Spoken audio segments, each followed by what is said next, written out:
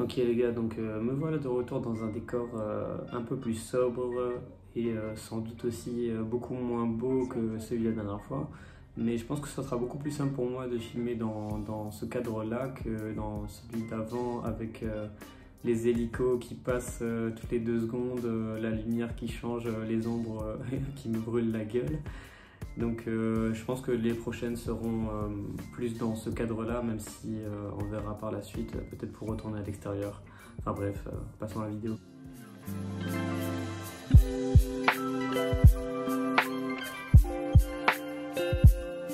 Quelle est la région dans laquelle faire sa demande d'équivalence pour l'avoir à coup sûr et rapidement? Dans cette vidéo, je vais te donner quelles sont les meilleures régions dans lesquelles déposer ton dossier et aussi celles qui sont à éviter selon moi.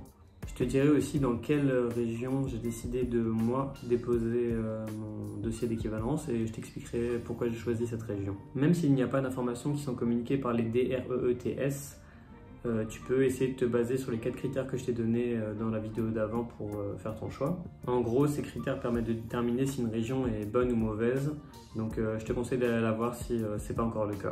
Pour choisir ma région, j'ai lu énormément sur les groupes Facebook dont je t'ai parlé à plusieurs reprises dans ces vidéos pour pouvoir me faire un avis grâce à ces retours d'expérience. Et c'est surtout grâce à ces retours d'expérience que j'ai pu remarquer qu'il y avait une certaine tendance qui se dégageait. En fait, je voyais souvent le nom de mêmes régions qui donnaient facilement les équivalences et d'autres qui en donnaient jamais.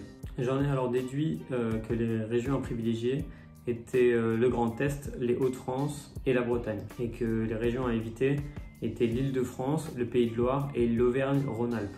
Alors voilà, si vous avez d'autres régions à conseiller ou à proposer dans lesquelles postuler ou d'autres complètement à éviter, dites-le moi en commentaire, ça a peut-être changé depuis la fois d'avant. Personnellement, j'ai fait ma demande dans le Grand Est.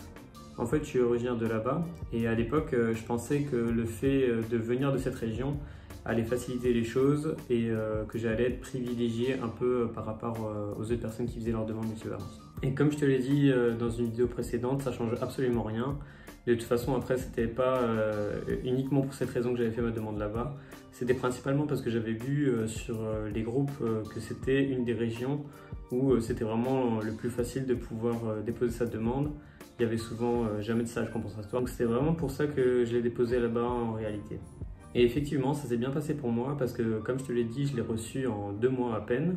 J'avais déposé ma demande vers mi-juillet et j'ai reçu mon équivalence vers mi-septembre. Bon, moi, je n'étais pas spécialement pressé de rentrer en France parce qu'après mon diplôme, j'ai travaillé directement en Belgique.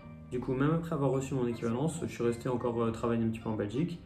Et je suis parti vers mi-avril à La Réunion pour commencer à exercer en France. Bref, du coup, si je devais vous conseiller une seule région dans laquelle postuler, ben, ça serait la mienne, vu que ça s'est bien passé pour moi. Après, j'ai d'autres potes qui n'étaient pas originaires non plus du Grand Est, ça s'est bien passé pour eux aussi, donc voilà. Et oui, l'équivalence, c'est pas aussi facile que ça en a l'air et ça fait des années que c'est comme ça. Moi, je serais pour qu'ils uniformisent un peu tout ça et qu'il n'y ait qu'une seule région dans laquelle faire sa demande, ou en tout cas une seule institution, comme c'est déjà le cas en Suisse ou au Luxembourg par exemple. D'ailleurs, je vous en parlerai peut-être dans une prochaine vidéo, si ça vous intéresse, dites-le moi en commentaire. Ils pourraient aussi directement donner leurs attentes au niveau des heures de stage, plutôt que de le faire apprendre au kiné à leurs dépens en leur donnant des stages compensatoires. Ce qui serait bien, ce serait aussi de recevoir tout de suite les dates de dépôt et les délais pour pouvoir déposer son dossier, mais bon, ça c'est déjà beaucoup trop demandé. Mais en vrai, ça serait tellement plus simple et ça vous permettrait de vous éviter de vous casser la tête en regardant des vidéos stratégiques de fous comme les miennes. D'ailleurs, si elles t'ont aidé, pense à mettre un petit like pour me remercier et à la partager à d'autres potes à qui ça pourrait aider aussi. De toute façon, si tout le monde savait que le seul critère à prendre en compte, c'est le critère d'exigence bas, et ben tout le monde déposerait son dossier dans la même région. J'ai l'impression qu'en fait, tout ça tient encore debout parce que certaines personnes se basent encore sur de mauvais critères pour pouvoir faire leur choix. Enfin bref, c'est comme ça pour l'instant, donc on s'adapte. Dans la prochaine vidéo, je te montrerai comment télécharger ton dossier sur le site de la DREETS du Grand Est.